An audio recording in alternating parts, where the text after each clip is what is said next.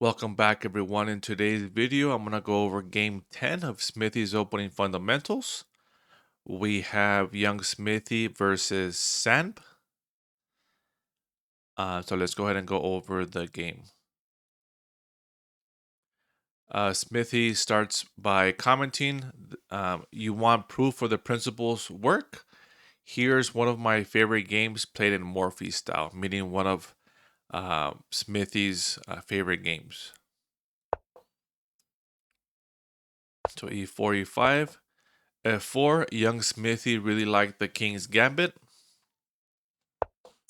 So d6, notice how black seems confused in this game. First, he defends his pawn, which is fine. Then knight f3, knight c6, bishop c4, then e captures f4. But then he takes it a few moves later, and now his bishop is stuck behind the d6 pawn.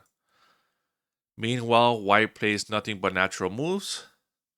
So what's considered natural? To put your pawn here in the center, d4, take with the bishop and play knight c3, right? And then castle. These are considered natural moves. d4, bishop g4. Whenever black plays this with bishop captures s7 check possible, we should see if there's a tactic, right? So you always have to be aware of tactics here, especially on f7.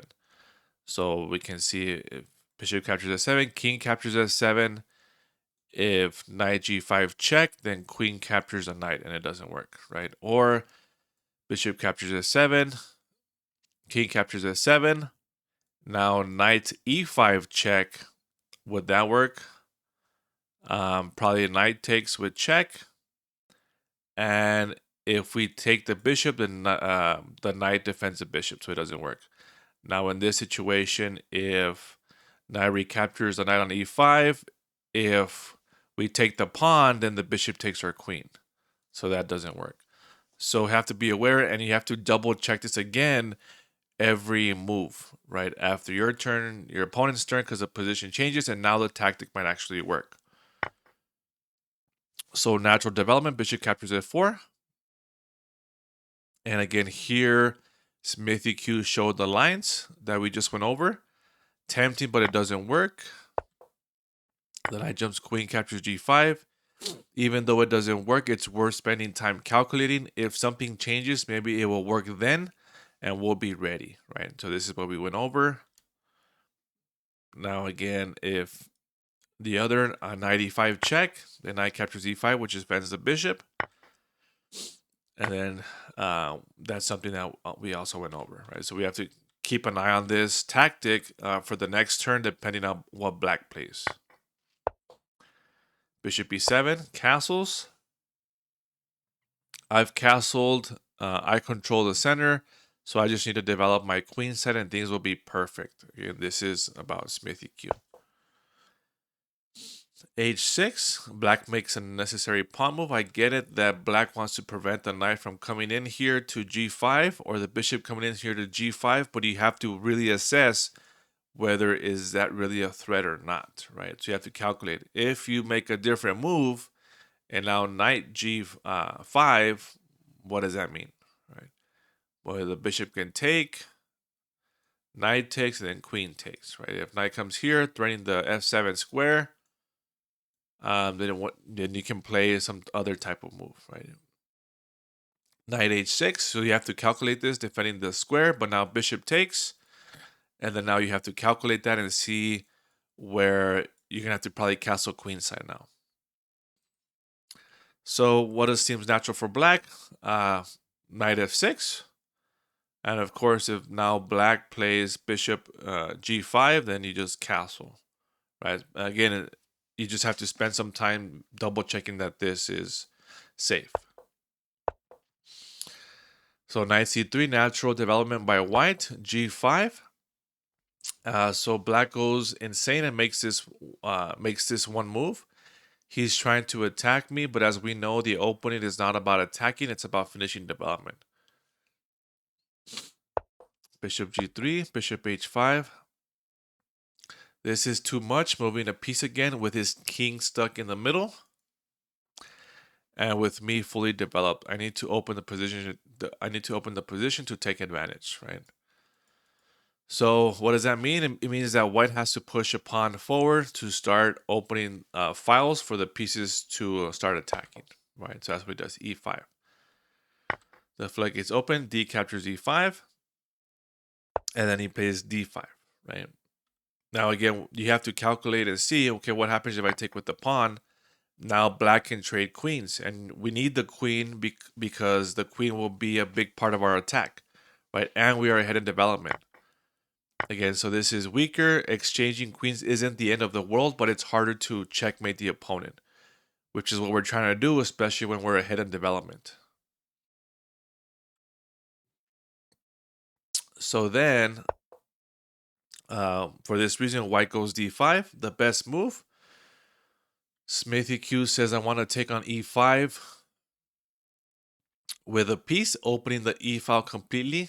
Okay, so the point is to remove the knight, right, and then take with the bishop.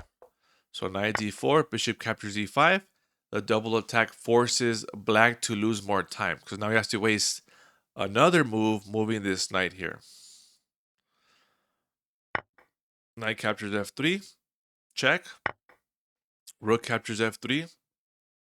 Having first offered a pawn, and now I offer the exchange. Bishop captures f3. Queen captures f3. Right. So now if we go back, and if instead black doesn't take and plays knight f6,